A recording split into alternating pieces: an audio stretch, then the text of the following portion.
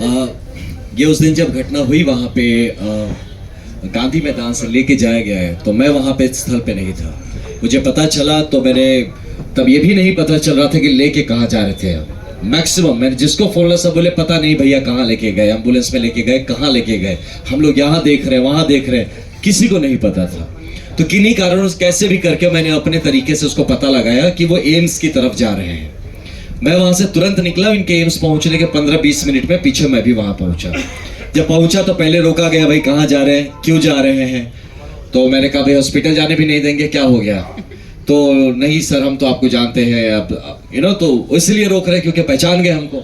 तो मैंने कहा बिल्कुल हम मिल सकते हैं। आपने क्या किया, आपने किसी को खबर नहीं है कि आदमी गया कहाँ, आप हवा में उड़ा लेंगे, किडनैप कर लिया, किया क्या आखिर उसका, मुझे पता होना चाहिए। तब तक एक हमारे डीआईजी साहब अंदर थे, वो आए, बोले हाँ हाँ आने दीजिए इनको, आने दीजिए। मैं अंदर पहुंचा, वहां पे जाके जब वहां देखता हूं तो बहुत सारे ऑफिसर थे। ये एक बहुत इंपॉर्टेंट बात आप सबको बता रहा हूं, ये डीजीपी साहब से रिक्वेस्ट करूंगा इस बात का संज्ञान ले। एक आदमी का रैंक नहीं दिख रहा था, कौन कौन से ऑफिसर हैं, किसी का नेम प्लेट नहीं था। डीके बासु गाइडलाइंस बोल के कुछ है धरती पर।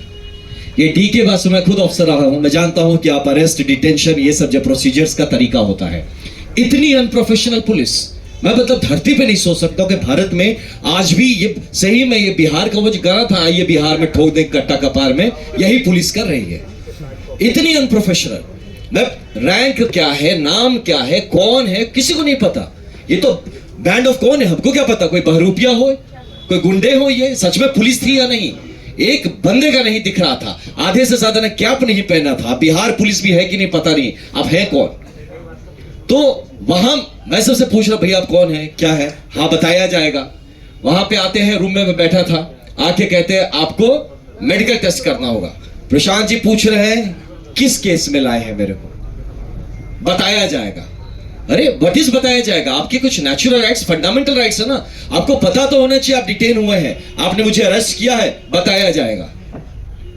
तो बोले जब आपको ही नहीं पता आपने मेरे साथ किया क्या, आप कैसे भाई, आप पता नहीं, आप मुझे इंजेक्शन के नाम पे जहर दे देंगे तो कौन जानता है। इतनी दुश्मनी जब दिखा रहे, आप जहर भोग देंगे मेरे अंदर और फिर कहेंगे किसी कारण से मर गया ये आदमी, तो ये रिस्क होता है ना।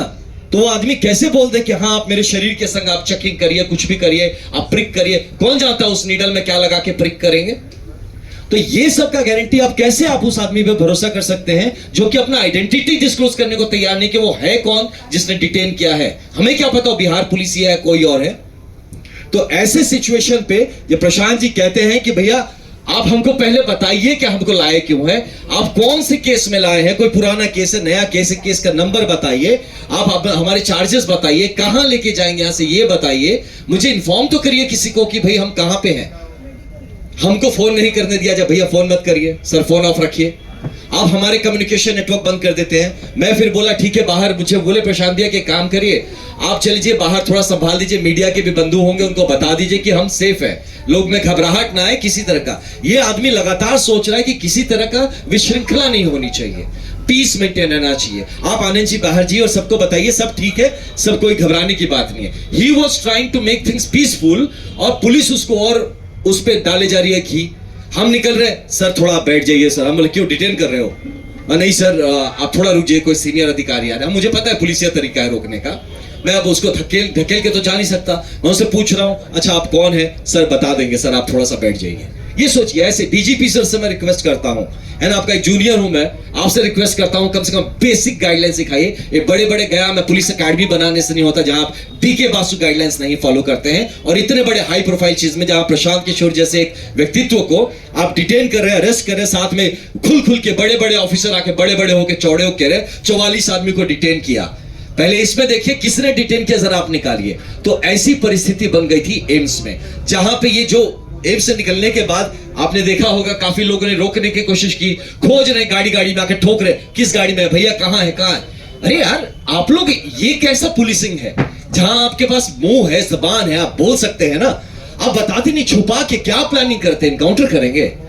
पूछे थे वहां पे, मतलब प्रशांत जी ने पूछा था ये बात कि आप लोग प्लान क्या करें, मेरा इनकाउंटर करने का सोच रहे हैं क्या, कि इतना छुपा के रखा है, बता ही नहीं रहे कहां पे क्या होगा। मैं कैसे आपको बोलते हैं आपका आधार कार्ड दीजिए, मैं गजब आदमी हूं, देश का कौन आदमी है जो पॉकेट में आधार कार्ड लेके घूमता है। आप मेरे को चप्पल नहीं पहनने दिए, वहां से जब गया प्रशांत जी ने चप्पल नहीं पहना, किशोर जी ने अपना चप्पल उनको दिया वहां पे। वो चप्पल तक उनको पहनने नहीं दिया, बोलते आप आधार कार्ड दीजिए। वे कहां से दे? तब आप फोन से, मतलब फोन भी तो मेरा पता नहीं कहां है, आपने फोन भी कहां लेने दिया मुझे? तो ये किस तरह का अरेस्ट प्रोसीजर से, किस तरह का डिटेंशन? सर ने कहा रेड, ये तो हमने, मैं तो मिलिटेंट्स की कैंप अटैक्स करता था, है ना, प्रॉपर कैंप अटैक होता था जब फायरिंग और रॉकेट लॉन्चर चलते थे, वो भी ऐसे नहीं करता था भाई। वहां भी पकड़ लिया तो उसको जूते पहनने देता था, बोलते कागज वागज कहां है, तेरे पेपर्स कहां है? और यहां पे इस धड़ल्ले से हम किस बिहार में रह रहे हैं? और उसके बाद जब हम लोग निकलने का हुए तो यही था, प्रशांत भी मुझे लगातार बोले थे कि आनंद आप इनको शांत रखिएगा, मैं उधर जाता हूं, आप बोलेंगे मानेंगे लड़के, आप बताइएगा, किसी तरह का कोई अशांति ना करे, हम लोग कोऑपरेट करते हैं, ये जो जानना चाहते हैं जहां ले जाना चाहेंगे जाए। कहां उनको उधर चढ़ा दिया, हमको अलग कर दिया, हमको भी एक स्कॉर्पियो में घुसा दिया कि चलो आप भी अंदर चलो, मुन्ना जी को साथ में घुसा दिया, एक डीआईजी थे उनको भी साथ में डाल दिया। हमने बोला भैया हम मदद करेंगे आपकी, हम नीचे रहेंगे तो मदद करेंगे, हम इस क्राउड को संभालेंगे। नहीं नहीं सर आप प्लीज यहीं रहिए, यहीं बैठिए। ये चीज करके फिर प्रशांत जी को अलग, हम लोग को अलग, हम लोगों को भी जब निकाला हमें भी नहीं पता हम कहां जा रहे हैं, फोन बंद कर लिया, फोन छीन लिया, उसे कुछ हम पूछ रहे बार बार, जो लड़के थे, किशोर जी थे गाड़ी में, आप हम पूछ रहे थे भैया आप कौन से रैंक के हैं, क्या नाम है आपका? जी सर, सर मैं यहीं से हूं सर, वो भी नहीं बता रहा है। तो उसका थोड़ा सा, अब है तो आईपीएस भी थे, हम भी नहीं, तो ठीक से समझाए उसको, डीके बासु की बात किए कि तुम्हें पता मैं तुम्हारे ऊपर इसके लिए हम कंटेम्प्ट डाल देंगे कोर्ट में कि जिस आदमी ने हमको डिटेन किया उसने अपना आइडेंटिटी बताने से इंकार कर दिया, तुम कौन हो? तब वो बताना शुरू किया कि हम सब इंस्पेक्टर हैं। तो 3 सब इंस्पेक्टर्स हमारे गाड़ी में बैठे थे, हमें नहीं पता था कहां लेके जा रहे हो? सर बता देंगे। अरे कैसे बता दोगे यार, मेरे घर वाले परेशान होंगे, आप क्या किडनैप कर रहे हो हमको? ये तो इलीगल डिटेंशन है ना, इस चीजों पे बात होनी चाहिए, ट्रेनिंग होनी चाहिए। This is a pure illegal detention, जहां आप अपने जिसको अक्यूज को आप बताते नहीं है किस केस में लाते हैं, ये बताते नहीं है कहां लेके जाते हैं, आप उसके घर वालों को नहीं इन्फॉर्म करते हैं कि वो कहां, उसके बाद आप पूरा तांडव मचा के यहां पे रखे हो और कहते हैं कि हम लोगों ने लॉ एंड ऑर्डर क्रिएट किया। लॉ एंड ऑर्डर तो पुलिस क्रिएट कर रही है by creating so much suspense around the whole incident. तो ऐसे एक सिचुएशन में एम्स का पूरा वो जो माजरा था, इतने गंदे और गलत तरीके से हैंडल किया गया।